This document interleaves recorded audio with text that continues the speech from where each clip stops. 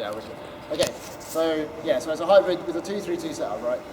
When you're the wing, you've got that player forward, you've got the hat, and you've got the back, okay? You've got those three players that are really quite close to you, all right? And every single player on the pitch has his player close to you, all right? So you've got a network, all right? This is how you can work as a team, okay? You use that network, all right? You communicate, you have your head up, and you interact with those people that are near you the whole time, okay? Everyone's got support from each other, all right? So you're properly working as a team, okay? This is the only defense where when a D has happened, right, I felt like it's been the entire team getting the D, okay? Normally, you know, you're marking your man, you see a throw go, and someone gets it out there, underpass, and you're like, oh yeah, good job that guy. Or like a hut goes, you know, someone gets position, blocks them out, whatever.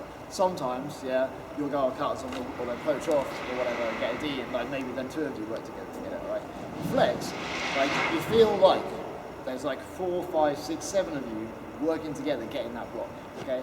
Because like, you're all communicating, you're all interacting, you see something start to develop, you start to communicate, they'll communicate, and then it all clamps down onto that point where then you get the interception.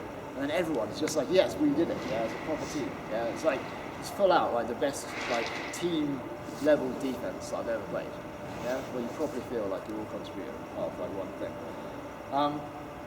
One of the main thing, which the first 4 principles basically play into, is remembering that you've got the same number of players as they do, all right? 7 on 7, okay? So exactly the same number of players, right? One of their players isn't allowed to move, all right? They've got the disc in their hands, right? So we've got to try and like figure out how we can use that to our advantage, okay? So the principles are very simply, right from the beginning, with those, with there being the same number of players, right? You've got to make sure you're always marking somebody, right? Mark a specific person, okay? Get help if you're covering 2 players, all right? You can try and cover 2 players, like in normal zones, you're like, you know, sweet, there's 2 people here, that's good. But in Flex, you realise actually there's 2 people here. Sooner or later, that's going to work against your team, right? So whilst you're covering them, get help from someone else, okay? That's like planning for like the future. Yeah, it's not that pass, it's the next pass that's going to really screw you over. All right. Make sure no 2 defenders are covering the same space. Okay. So me and Emma are both defenders, all right, and like Callum's an offense. If I'm near Emma, I'm going to be like, we're being an initiative there. You should like go over there. Okay. As soon as you're like near a defender, you know that you're covering the same space. Okay. And make sure no offensive player is unmarked. All right. All sounds pretty damn obvious, you know. Same number of players as them, one of them's unmarked, so we should be able to get marked. Okay. If any of these things aren't happening, all right, then it should trigger alarm bells in your mind, all right? So if you're not marking anyone, all right, then you, like, say you're like the back, right, you're one of the 2 back players, and you're at the back, and then you can see everyone in front of you, and you're just kind of like commanding the play. If you're not marking anyone, that should be an alarm bell, yeah? That should be like trigger, like boom, shit, something bad's going to happen, okay? You need to start doing something, right? So what you do in that situation, so let's start with a bit of example, right? Just turn around, face this way. Can I get 3 people standing, one here, one over here? Okay, sweet. I get 2 people standing in between them. Okay, so those 3 are offense, right? The 2 in between are defense. Okay, so yeah, Dickens, if you come this way a little bit. All right, yeah. So if we're like this, all right. If I'm on D, yeah, with Jiggins and JLab, all right. I'm not marking anyone here, okay? And I look around and I'm like, well, Eddie's marked here. And I'm like, oh, what do I do? You know, it doesn't matter where the disc is, right? This is just like players-wise, right? I'm like, what do I do? Okay? I go to the nearest person here, okay? And this is where I communicate, all right? I go to the nearest person and I say push to Dickens, right? That moves him over, okay? Dickens would then say push to JLab because they're covering like the same space. He'd go over to Giza, okay? Just come back as you were. Like, if we were doing, yeah, take a few more steps, Chad. Like if we were doing man-to-man, then it's suddenly like I have to run all the way over there and get Giza, right? If we're doing zone, okay, then probably those 2 would go like right in between those 3, okay, and then all 3 are like a little bit free, okay, and eventually that's going to like mess us up, right? So with Flexagon, move to the person, push, they move, right? It's efficient and it covers everything, okay. Conversely, all right, if you just back where you were. Conversely, all right, in this situation, JLab can take the initiative, okay? So one of the principles is make sure no offensive player is unmarked. You can see the geezer's unmarked, right? And then he'd go over to him, but he's going to communicate, yeah? So he say pull, yeah. to Jiggins, and then he says thoughts me, and I go like, okay. So you can see how we're using the network, right? It's a chain of events, right? I don't need to, if I'm over here, and I know I need to go to earlier, I don't need to know that Geezer's the one that's free over there. Okay, I don't need to know exactly everything about everything. I just need to know what's around me. And if I just follow the basic principle and do this push, then actually the chain happens, and what should happen happens in the end. Okay? Yeah, something happens over there, so I can't really predict, I don't really know about. It happens. Okay, you come back. Communication is like absolutely key. That is the thing that like keeps it all together. Okay. So for the first few, for the first game we're playing, all right, I want you to be talking too much. Okay. So push and pull shouts all the time, but I want you to just be chatting to each other. All right. You're in your position in the flex. All right. You're looking around. You see people. All right. You don't have anything to say. Okay. And just be like, oh, everything seems okay, guys. Everything seems okay. Right? I want you to be talking the whole time. Yeah, like you know that overcompensation thing I talked about. Right? Nobody communicates enough on the pitch. Right? So let's communicate too much. Right? And then we can bring it down after that. All right? I want to hear what too much communication sounds like. Make sense? Okay, we're good. Second thing I want you to think about, which you'll be doing anyway with communication, is having your head up. Yeah, looking around all the time, seeing where the defenders are, where the offensive players are. Okay. Alright, we're going to have questions done after playing it, because this is a general thing as well, right? This defense is hella confusing, alright? It's ridiculously complicated, confusing, and it's new, right, to you guys. Like, I played it for like a couple of years with various teams and stuff, so like I know it works and everything. But like these are new concepts for you people, right? I don't understand it fully, alright?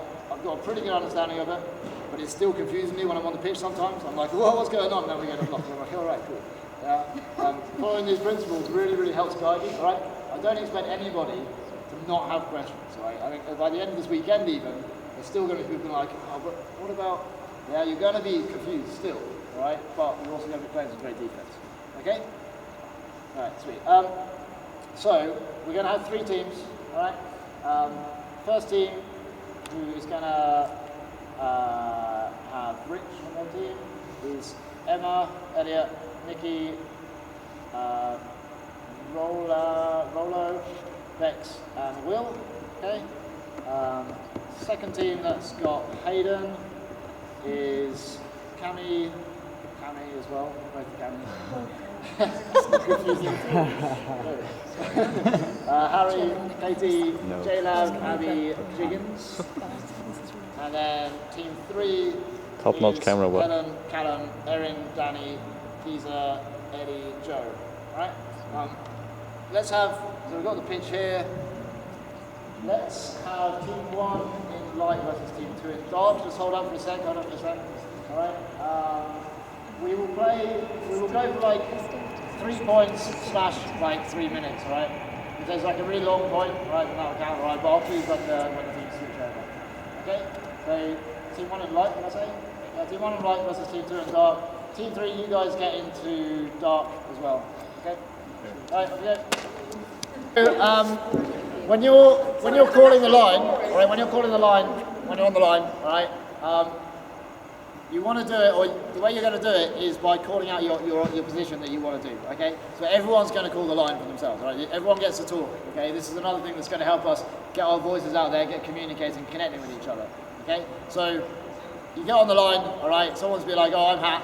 Someone will be like, I'm wing, all right? If you're the second person to call a position, then you say other wing, yeah? So I'm back, I'm forward, I'm other back, all right? And then that's all 7 of you, okay? And if you get confused, then like you laugh and then you just do it again, all right? Start from the beginning, right? Okay? But everyone calls their position, all right? You get in, you get tight, you communicate, okay? You connect with each other, all right? Everyone's got a voice and want you all to use it. Sweet, dark's up there, lights down there, let's get playing. All right, yeah, so Q&A sesh, like 5 minutes or so, 5-10 minutes if needed. Yes? So we talked a wee bit about how if you're setting up hex and you set up quite wide, which is really good, so a really like expanded hex, it's really hard to defend that because there's lots of space in the middle. And we found, do you want maybe to contract the flex so you're all standing inside the original hex? So, and letting the disc go to the wides rather than into the middle, because we found a lot of times there was a lot of space in the middle of the pitch. and that was where the gains were coming from, rather than moving it around, and there was a lot less swings than with the man. So would you tighten that hex up so the wings and the deeps just come, or the wings necessarily come in a bit more? So I think you're kind of answering your own question. Like, if you're finding that they're working the disc through the middle, then you can tighten the flex and force them to work around the edge. Yeah. So like one of the benefits of flex is that it is so flexible that as soon as you notice the offense is doing something, you can just do a little tweak like that. Just get those people to come slightly in, and then that does have the effect of that forcing them to work around the edge like that. And it makes sense if someone's right near the line to stand so that they're free cutters over the sideline, yeah, rather than stand on the say forcing them into the pitch. So that makes sense as well. When there's like three handlers back, would one of the wings kind of push in tight onto them, or would they be slightly off them, or what's the? Like it's not sensible to be like really tight to that like furthest handler normally. You know, just like you wouldn't be tight in man-to-man defense. You know, because like if they throw the disc to them, then you know if you're a couple of steps off, you can normally make that up and catch Callahan or whatever. Yeah, not really. Most yeah, Rich did that against Clapham. So against Clapham, all right. We realised, or Rainbow was like kind of near the middle, right? And then we saw they had their third handler out there. That's who we needed to mark. So then he started running to him to mark him. I've got it on video. And just after he starts running, then Brittany then throws the disc across. The first guy, so the handler in the middle. So yeah, the handler in the middle wasn't free. So then they threw it across to the guy that was free as the wing. But Richard already realised that was the guy he needed to push in and take. And so then he's already had the momentum. He went in and got a Callahan. So yeah, actually does have it. So yeah. Did they end up kicking a bottle away in frustration? No, that caused Gash to break a chair. Oh, Gash did break a chair. Smashed it up with the sofa. He got invoice for it as well. Sorry, Then we got another one against Euros. Oh yeah. Yeah. So same deal. So you might have seen the clip of the day with. Push pass, clip of the day with Edgar, getting allowed Callahan. Yeah? I call You might have bias. seen that. That was a similar one, right? You were exactly force, right? Yeah. So being, if they got three at the back, being tight to the person that's nearest the disc, leaving a little bit of space and expecting that you're going to have to go and take that person. Callahan City. Yep. I found that people have different ideas of how long to stick with their guy versus how much you want to keep the structure. I think we should get on the same page somehow and have like some general principle that everybody sticks to. Yeah, you should always be marking somebody specific. Yeah, you should always be specifically marking somebody, and it's your choice whether to mark them really tight or like looser in different situations. Yeah. But like, you shouldn't just be in the structure for the sake of being in the structure, okay? Like, I don't want to make loads of hard and fast rules, right? Because there's too many variables for us to be sure of. Right? There's a reason why the principles are principles, okay? And those are the things that we are sure about, yeah? And if we start putting in like more and more, like, you know, oh, if in this situation, definitely do this, then it leads us to more chance that we're going to be wrong with those things, okay? So you can trust the principles as they are, right? And play to them, and then learn how to like do it one way or the other. Okay, structure or man-wise. Yep. I was saying to my group, I'm treating it a bit like an indoor zone where I'm saying like, I'm shouting who it is I want to push and pull with, and I'm shouting shoulder as well a lot of times to let them know which side. We came to the conclusion that's probably better for the hats, but what would you say about that? Like, should you always try and use names, or just is a general shout better? So something we were just talking about when we came away was that we were struggling the most with not knowing your names properly because we couldn't push and pull the people we wanted to push and pull. So in my team, I'm shouting Cap and I'm shouting K. And I'm shouting where I want them, and then they're not moving, and then I can see all of it breaking down in front of me, and that's because I don't know names. So I'd say names are like paramount because that's direct communication. Sure. So I guess you want to keep it simple, just like one word and a name. Yeah. I'd say, for me, I'd say that shoulders are too much communication. Sure. Like too much detail. So I guess you can just hear the shout and go for it. Like, yeah, if you just trust the shout team. a name. For the hat, particularly just because they'll have a lot of people coming in. But if you're It's shouting tough to over know. someone's shoulder as well as their name, which way to go, then you're not thinking about what you're... Yeah. Not only that, but the hat should probably know what's coming over from where, because if they're standing facing the disc, then if they're realistic threats from behind. behind. Yeah. So I want to be side on. Felix is probably one else because you play when you play in the hand, Yeah. you face the wrong So way. yeah, I play hat right for Brighton City, and I always like it's probably like 85-90% of the time. Yeah, I'm facing away from the disc. Yeah, disc is over there. I'm looking at these guys. I see the kite coming in, and I follow it for a couple of steps. I glance at the disc to see whether they're looking to throw to it. If they're not, I immediately stop and go and find the next person in that kind of area. So shoulder words for me that completely confuse me because I'm facing this way and they're facing that way. Sure. So like push and pull is good. Like you say, simple. Yeah, names, push, pull. You hear the push, you go away from the push, right? Do it without questioning, yeah? Start off with just not questioning your teammate. Like, you hear the push, you go away from it. You hear the pull, you go towards it. Yeah? And you can do it just based on where their voices, okay? And then we'll be like, we'll evolve so then it's pull, and you look at them and go towards them, and they're actually pointing a bit to the side, so then you go to that side. Something that we were talking, me and Felix, well, we were talking about in the car, and that we had a situation of was about just trusting that push or pull, because I was shouting at Cam to push, and we didn't switch, and we didn't, no, it's not a trust, Well, yeah, I it's just didn't so not early on, see we it. just didn't go. And it's, Felix was saying that you have, as a player looking across the field, you have a much better awareness of all of the other people than you do of your own man. So it's about understanding that, you know, someone else has probably got better view than you, trust that. Yeah, and it works as well. Like, I've had like 2-3 times maybe where like I've been hat, a wing has come pretty close to me. I've seen that there's a player over there, or like some other situation. Maybe I've pushed in as a wing actually towards the hat. Well, it's at least one of them. And I've got close to this defender, and I've said push, push, push, and they've just been like, oh, okay, they've gone over here, and then the disc has come to them, and they've caught the D. Yeah, like it's crazy the amount, like the way you can get a D with your voice. Yeah. Have you ever had a problem with like a 5-foot girl marking a 6'5" bloke deep? So when you set up, you have two backs, and it's good to have a guy and a girl, and they like heads up, just recognising if there's a guy coming deep on the girl's side, actually before they get there, you need to switch over. Yeah. And, like just being heads up and anticipating that play and seeing it for. You were saying that you normally play the hat position. Does that mean that you're sort of more, you're more rigid in that place, so you're doing a lot more switching? I found whenever I was playing that, I was following my man out. That person I run into ran away, so the person marking them went with them, so I had to stay with my man, and there was this massive hole in the middle, and that's where, kind of similar to what Cam was saying about all the space was coming from the middle. Yeah. Is that like how much should I let them?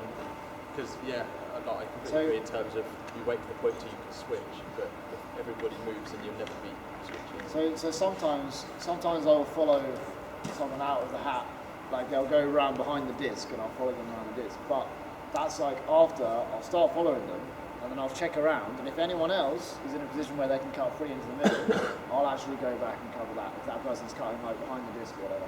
But if I look around and everyone's covered, yeah, then I can afford to actually follow that person, okay? So there's like, as soon as that cut starts happening, there's like 3 steps of like following them, matching them physically, then there's a check to see whether it's a threat, okay? Then there's a reassessment of whether there's a threat where you're leaving, okay? And the communication of pull, yeah, to get people just aware that that's a space. And then there's like either following them or going back into that space. So it's not always necessarily following them, say, all the way to the... No, you can leave them and shout pull and point to them, and then go find someone else, and then everyone else shifts. So I think we were saying our group that it felt, when we were playing it felt very much like we were just playing man almost, because everyone was moving, moving around, and so there wasn't as much communication pushing balls to pull players back to then come in the space that we were in. So we were moving hats back into wing. I'd say over time you get more like switched onto each other, and actually you become more spatially aware of where you are. So what you'll start doing is you'll start leaving people to go because you understand I'm not a threat at any point in that, and then you know that someone else is deep or from a wing or is going to come and cover you, so you can then go and take that person off, and it becomes a lot more fluid in that sense. Without just Okay, unless there's any more pressing questions, I'd like to go on to next level stuff. Right. Yeah. Cool. Okay. So I think so. One thing I was going to talk about was when to switch positions with people, right? But because you guys are playing it very man-like, like man-to-man, like, then you're actually switching positions a fair amount, I think. But to illustrate it, okay, let's get Avi and Ellie over there, me and Geezer over here. Okay. If me and Ellie are on D, okay, alright. If Geezer starts, yeah, now that you're on O, so just come here, okay. If Geezer starts moving over there like at a moderate pace, okay, then quite easily I can be like pushed to Eddie and then he'll take you and then I'll go over here. Okay, just ignore the genders for now, alright? Come back and go back to there. Alright? If on the other hand, Geezer starts a very quick cut, alright, and I look up and Eddie's actually static and I'm moving quickly with Geezer, I just stick with him, okay?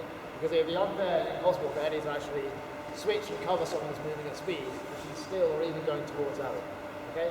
So if your person's cutting at speed, quite often you actually want to switch your positions. So you want to switch your positions with that person, okay? Try and communicate it, and once you've covered that cut, yeah, for the first 2 seconds or whatever, then realise you're in the new position. Talk to the person you just switched positions with. Say I'm hat now, I'm wing now, or whatever. Yeah, and just confirm that you know the way you are in that position. Yeah, after that. Okay. Is there any sort of one-word call for that? Switch. Yeah, yeah. It's we can work this out over time. See, because switch. Semantically, it almost works because it's a change of your normal role, yeah. But also, you're not switching your man, which is what it means on man. Right, but we can work that out over time. All right. For now, all right. Do it physically. Try and communicate it. We'll see what naturally evolves out of the communication. Okay. How about swap? Yeah, Swap. Yeah. Okay. We'll try that. Let's not force it. Try swap. One syllable's good. Okay, so a little, listen up. So a little thing about learning it. Listen up. A little thing about learning it and it evolving and stuff. All right. This is defense which the Brighton City O-line came up with like a couple of years ago. Okay, a lot of time went into like kind of figuring it out, trying it out on like the weeknight like fun trainings that we have where you can just like try stuff out, and then like practicing it, trying out a tour then at different stages. Okay, a lot of work went into it over that year, figuring it out how it works, what the principles should be, what the fundamentals of it are. Okay, got it to like a stage where we were just about kind of like happy with it, moderately comfortable. Okay, then next year then the D line started playing it. Okay, we trained it in the off season, the D line started playing it. Okay, we entered like an O line with D line separate teams into tour. All right. After one tour, then the D-line was feeling comfortable with it, okay? Because we got the principles and fundamentals kind of like rounded, all right? And then in the second tour, on the Saturday, that's when they played it against Clapham and we got to sudden death, okay? This is a defence which they only started playing that year, and they played it one tournament, and then got to sudden death against Clapham, all right?